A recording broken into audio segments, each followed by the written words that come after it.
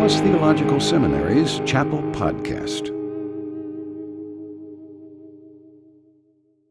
Today's chapel speaker, Lieutenant Colonel Chaplain Stan Giles, is an active duty chaplain serving in the Air Force Reserve. In this capacity, he has deployed twice, both to Afghanistan and Iraq, and he grew up in San Antonio, Texas, as the son of an Air Force Master Sergeant, so comes from a military family. Following graduation from DTS in 1985, he served as a church planner and senior pastor in the Evangelical Free Church of America. He's married to Sandra, and they have 2 children, a son who is at the Air Force Academy and a high school-aged daughter who is studying in Spain. Would you welcome with me Lieutenant Colonel Chaplain Stan Giles.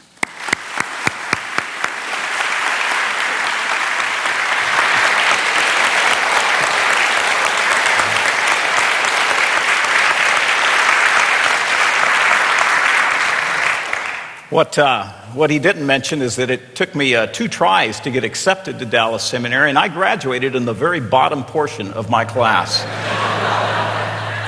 I've never been here in the Holy of Holies, but what a joy to join with you today here in my home state of Texas. When I was, though, a young boy, our family lived in the small village of Hof, what was then West Germany. It was at that time at the confluence of the 2 communist countries, Czechoslovakia and East Germany. My father, as mentioned, was stationed there, and he was one of hundreds of thousands of U.S. soldiers there to prevent the Soviets from coming through the Fulda Gap and starting World War III. And apparently he did a good job, because they did not come through the Fulda Gap and start World War III. Well, back then we had no television, and so we mostly generated our own entertainment, and frequently we would play war. It's a very simple game. We collected what toy guns we had, and using rocks for hand grenades, we reenacted scenes from the most recent John Wayne or Kirk Douglas movie that we'd seen at the base theater for 1 thin dime.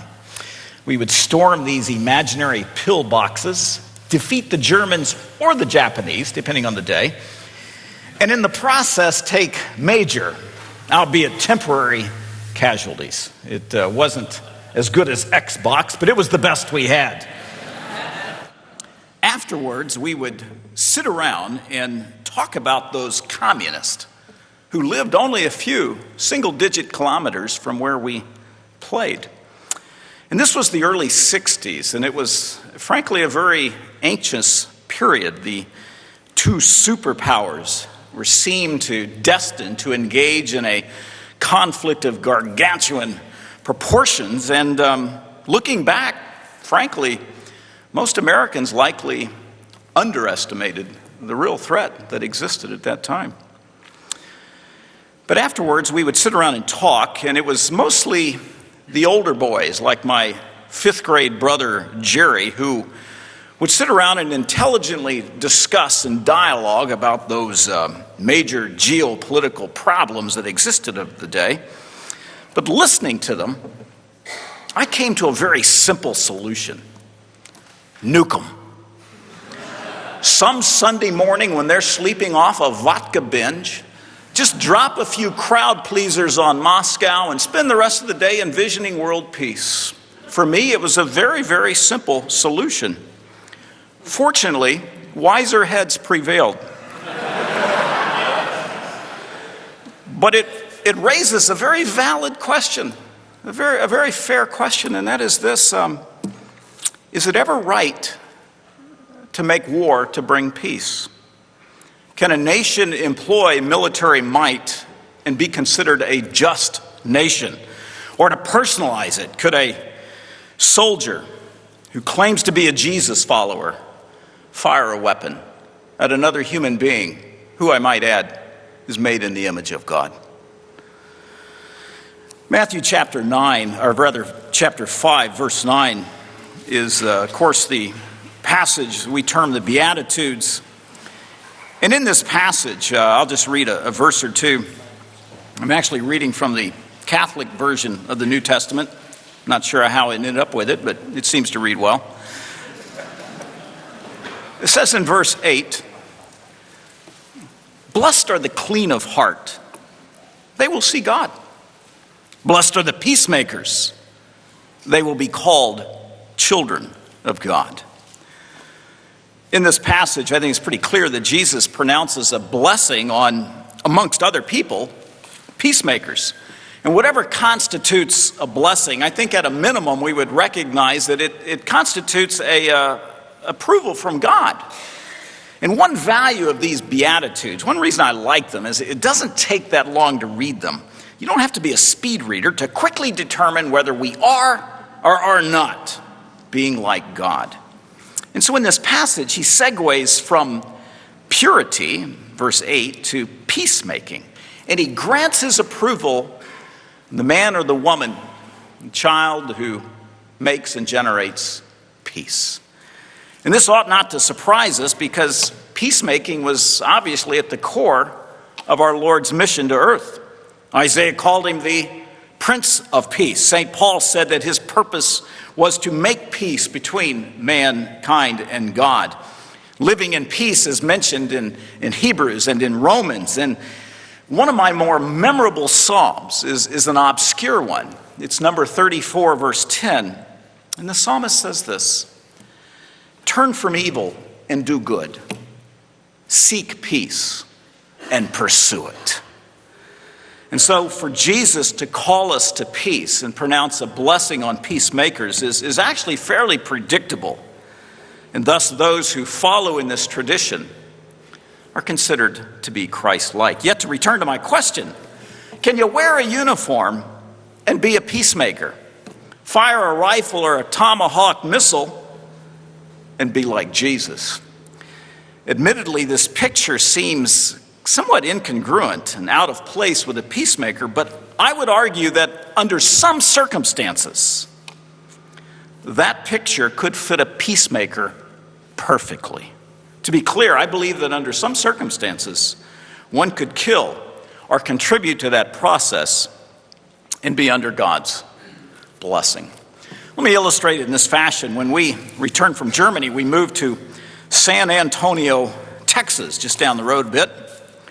My father was a staff sergeant. Staff sergeants don't make a lot of money, and so where we lived was, as it turned out, I found out many years ago, not exactly the top end of town. In fact, I took my daughter, my teenage daughter, there a couple of years ago, and she was frankly nervous about getting out of the car.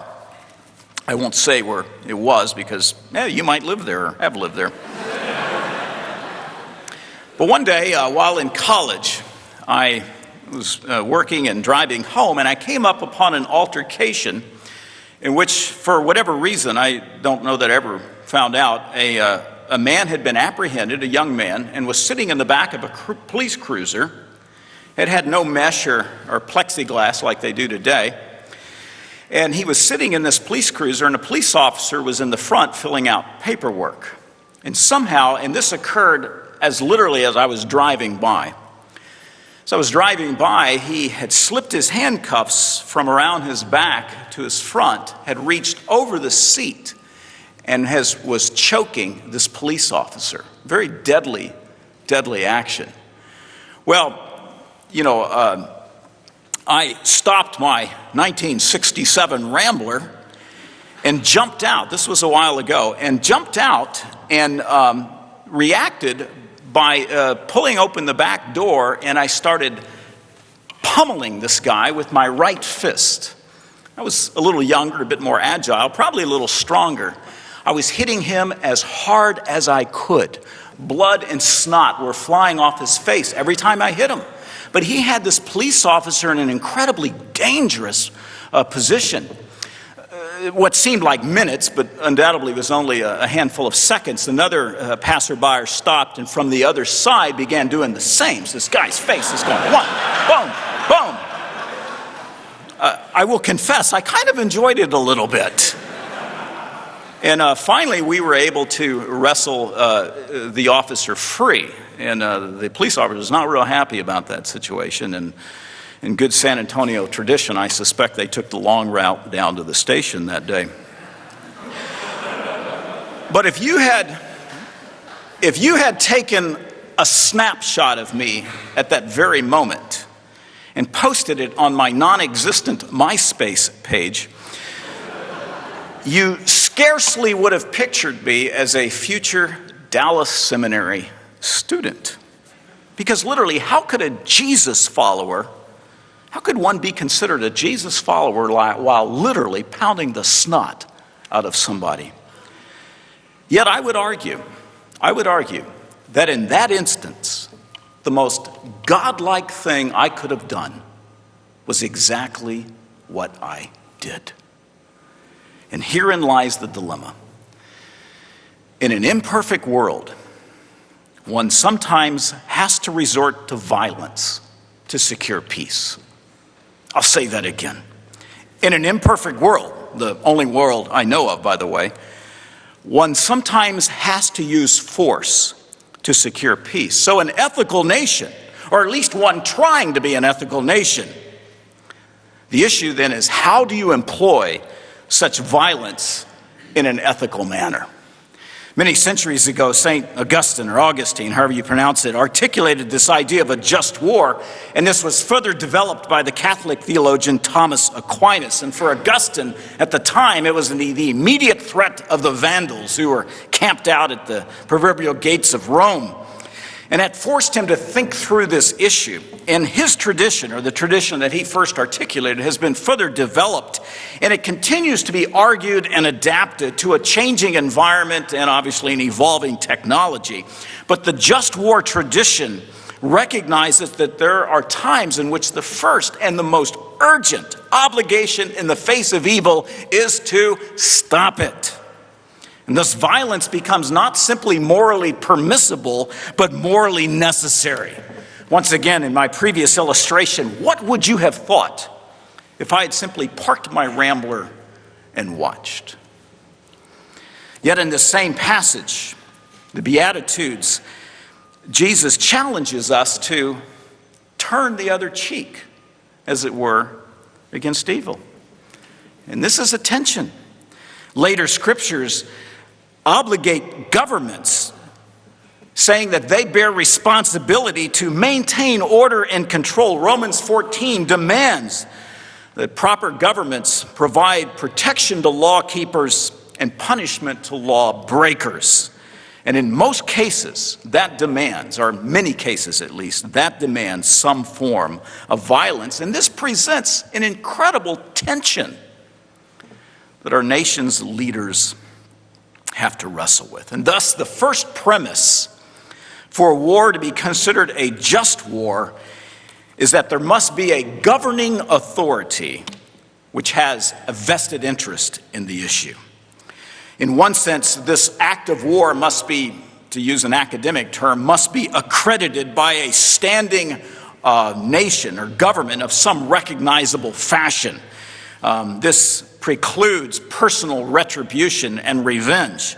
And at a minimum, that nation or state that is acting and reacting must ensure that the cause is a righteous and a moral one that lends itself to those twin goals of both protection and punishment. But similar, secondly, to the first point is that the state must ensure that the end result of this violence will be the proper cause or goal. You know, sometimes we hear the phrase, the end doesn't justify the means. But when it comes to war, if the end doesn't justify the means, then what does? And in the just war condition, what makes violence moral is the very political end or goal that is in mind.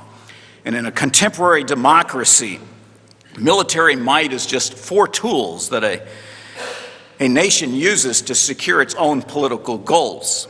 The other three being politics, diplomacy, and economics. And if the political goal is a righteous goal, one of opposing evil and of securing justice, then I believe it can be considered a just cause.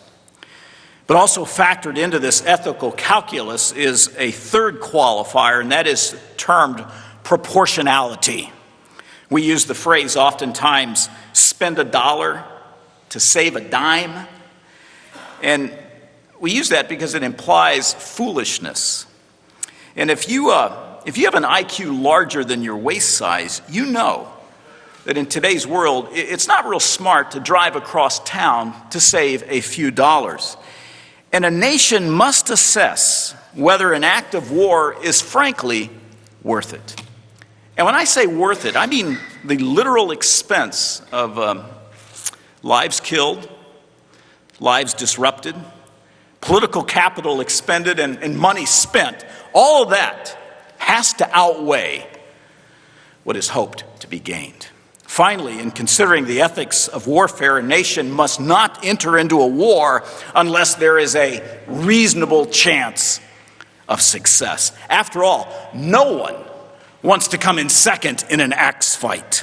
And lacking a chance of success, the act is more akin to national suicide than it is to war. And unfortunately, history is replete with examples of the latter. And the decision to go to war is made always in the context of gross uncertainties. And such a decision is always prone to second guessing.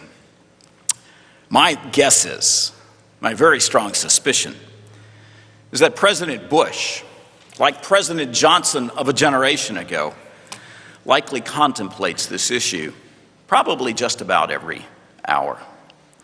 As an aside, let me make an observation.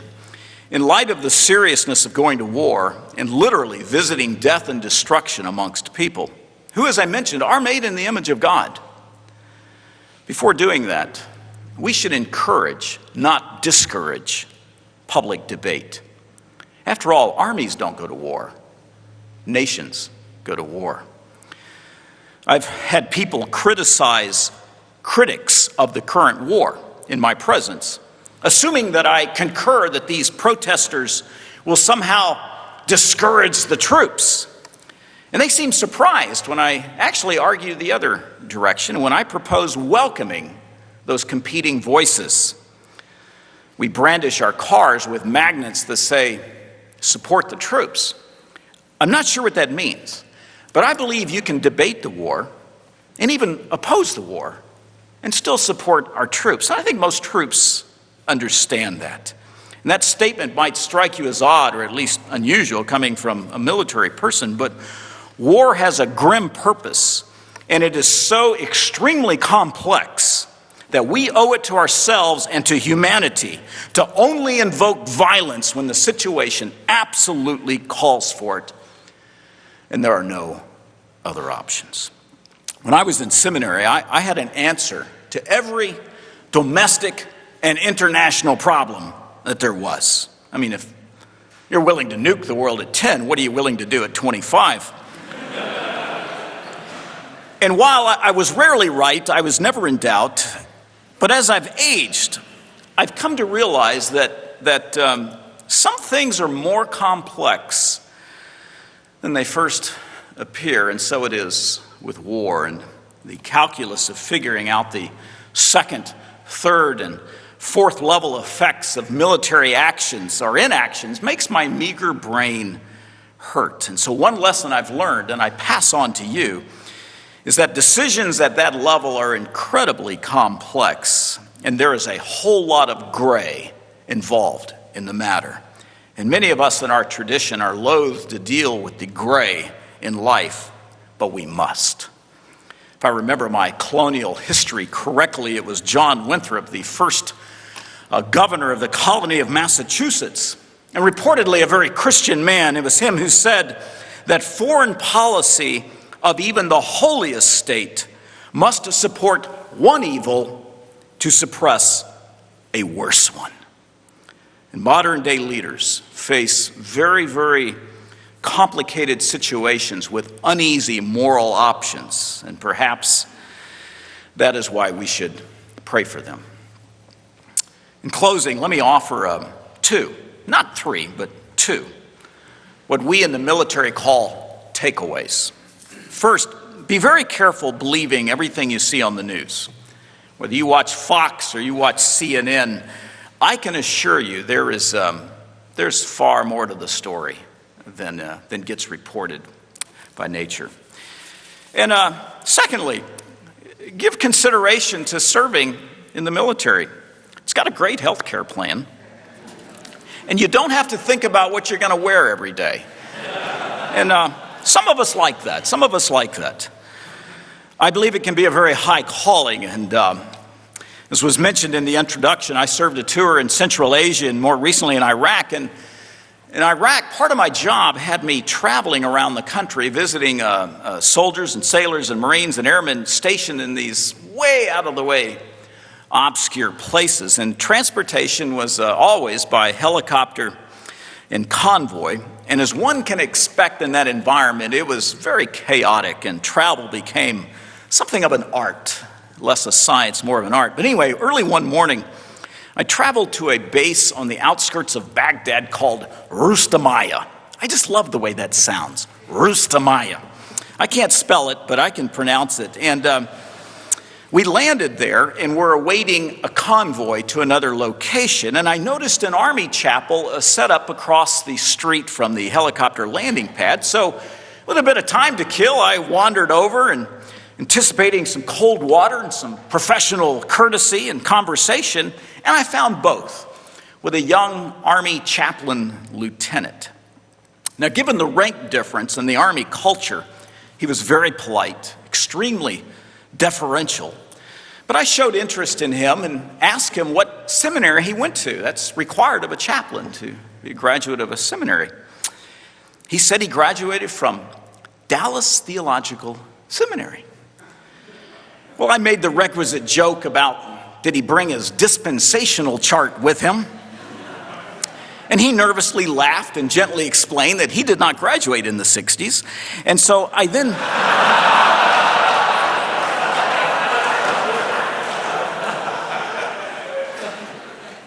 gave him the secret handshake, the one you learn at graduation, and we began sharing stories of our mutual educational experience. And as we visited, I grew very impressed with this man. He was doing very dangerous work, and I suspect very effective ministry with those mostly young Army soldiers.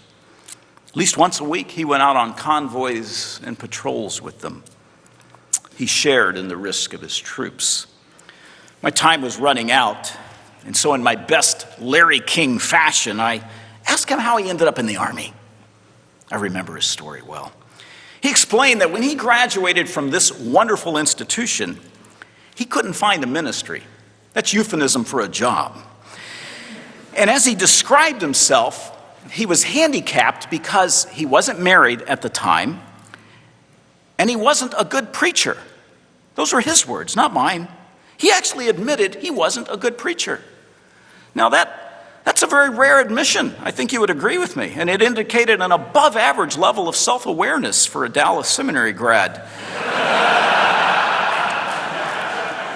Because many of us are still bitter we didn't get to be one of the senior preachers.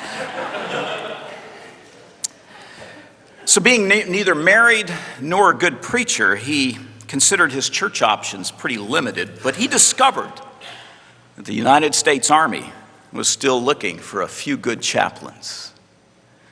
And the rest is so-called history. So with a soft-spoken voice, along with a very poker face, he explained this, and then he finally smiled. And he said, "I love my soldiers." And then he added, "I do good ministry with them." And my very strong suspicion, only a suspicion because I couldn't watch it, but my very strong suspicion is that many of those brave young men knocking on doors in Iraqi villages are very, very glad that he responded to God's call in his life. I had a lot of conversations with people in Iraq But that's one interchange I'll remember. And so if Don Smith of the class of 93 is somehow listening, I concur. You probably are doing a very good job. And are mostly young soldiers, and Marines, and airmen, and sailors. Are blessed to have you. And I honor him today, and all of the other chaplains that have served, are serving, and maybe will serve. Hey, thanks for letting me come talk. I had fun. Thank you.